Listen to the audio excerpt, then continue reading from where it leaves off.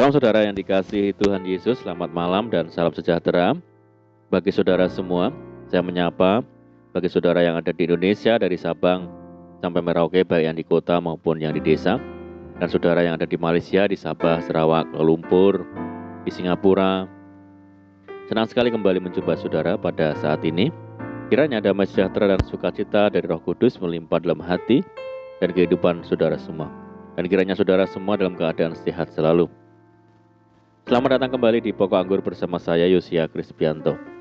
Mari saudara, sebelum kita bersama-sama merenungkan firman Tuhan, mari kita bersatu di dalam doa.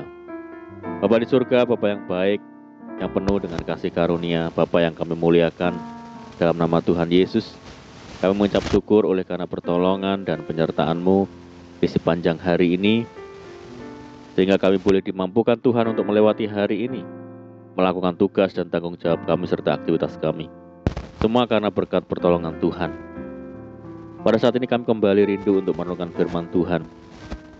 Berbicaralah kepada kami ya Tuhan, urapi kami dan jamah hati kami, sehingga kami memahami maksud firman-Mu. Terima kasih Tuhan. Kami siap merenungkan firman-Mu hanya di dalam nama Tuhan Yesus.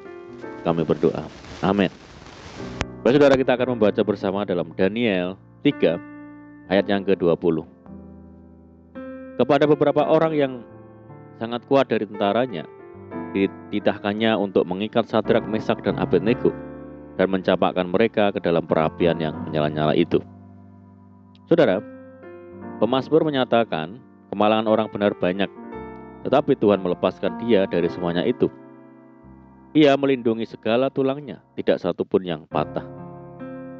Ketika orang percaya hidup mengandalkan Tuhan dan melekat kepadanya, ada jaminan perlindungan dan pemeliharaan dari Tuhan, walaupun dihadapkan pada banyak tantangan, tekanan, penderitaan atau aniaya. Sekalipun terkadang kemenangan gemilang yang terjadi atas orang percaya berawal dari kejadian-kejadian yang seakan-akan merupakan suatu kekalahan. Orang beriman yang memegang teguh janji firman Tuhan dapat saja menghadapi suatu situasi yang teramat gelap dan mengerikan, seolah-olah iblis sedang berada di atas angin dan mengalahkan mereka. Hal inilah yang dialami Sadrak, Mesak, dan Abednego, saudara. Walaupun jiwanya terancam atau nyawa menjadi taruhannya, Sadrak, Mesak, dan Abednego tetap tidak mau menukarkan Tuhan mereka dengan patung buatan Raja Nebukadnezar. Inilah bukti iman yang hidup dan tidak tergoyahkan, yaitu iman yang didukung dengan suatu komitmen kepada Tuhan. Raja Nebukadnezar mengancam akan mencampakkan ketiga pemuda itu ke dalam perapian yang menyala-nyala bila mereka tidak mau menyembah kepada patung emas itu. Ancaman itu tidak menggoyahkan iman mereka, saudara. Tertulis, tidak ada gunanya kami memberi jawab kepada Tuanku dalam hal ini, jika Allah kami yang kami puja sanggup melepaskan kami dari perapian yang menyala-nyala itu dan dari dalam tanganmu ya Raja. Tetapi seandainya tidak, hendaklah Tuanku mengetahui, ya Raja, bahwa kami tidak akan memuja dewa Tuanku dan tidak akan menyembah patung emas yang Tuanku dirikan itu. Inilah ketaatan yang tanpa syarat, saudara. Ketika pemuda ini menaati Tuhan, tidak peduli apakah dia mau melepaskan mereka atau tidak. Tentu saja Tuhan sanggup melepaskan. Namun, ketaatan kita tidak boleh berdasarkan pada hal ini atau pada syarat apapun. Saudara, tidak sedikit dari orang Kristen di masa sekarang yang umumnya mau taat tapi dengan syarat-syarat tertentu. Misalnya, asal Tuhan mau melepaskan mereka dari masalah, asal Tuhan menyembuhkan sakit penyakit yang dideritanya, dan sebagainya. Saudaraku, sekalipun Sadrak, Mesak, dan Abednego menghadapi kemustahilan karena iblis telah mengikat dan menjerumuskan mereka ke dalam perapian yang menyala-nyala, iman mereka tidak melemah. Jika kita mempercayai Tuhan dan berpegang teguh pada janji firman-Nya, Roh Kudus akan berkarya dan melepaskan ikatan-ikatan kita. Tuhan berfirman, "Janganlah takut, sebab aku telah menebus engkau. Aku telah memanggil engkau dengan namamu. Engkau ini kepunyaanku. Apabila engkau menyeberang melalui air, aku akan menyertai engkau. Atau melalui sungai-sungai, engkau tidak akan dihanyutkan.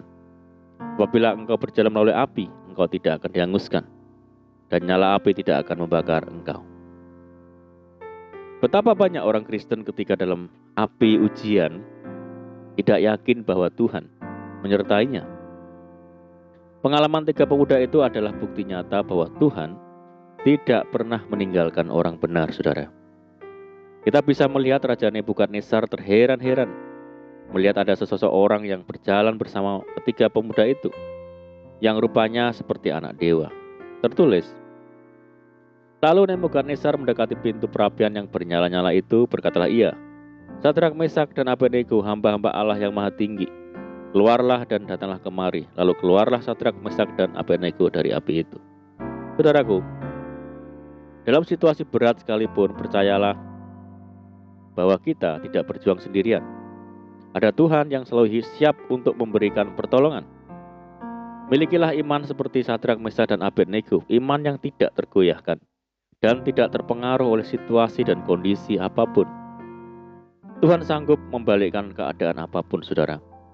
Saat ini kita mau belajar bahwa saat iman tidak tergoyahkan, disitulah Tuhan menyatakan kuasanya bagi kita.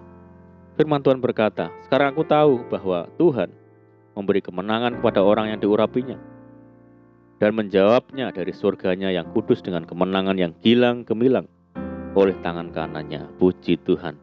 Mari kita berdoa. Bapa di surga, Bapa yang baik, Bapa di dalam nama Tuhan Yesus, terima kasih buat firman-Mu, Tuhan, bahwa kami untuk memiliki iman yang tidak tergoyahkan, iman yang tidak terpengaruh situasi apapun dalam hidup ini, karena kami percaya Tuhan yang senantiasa menjadi penolong yang setia bagi kami.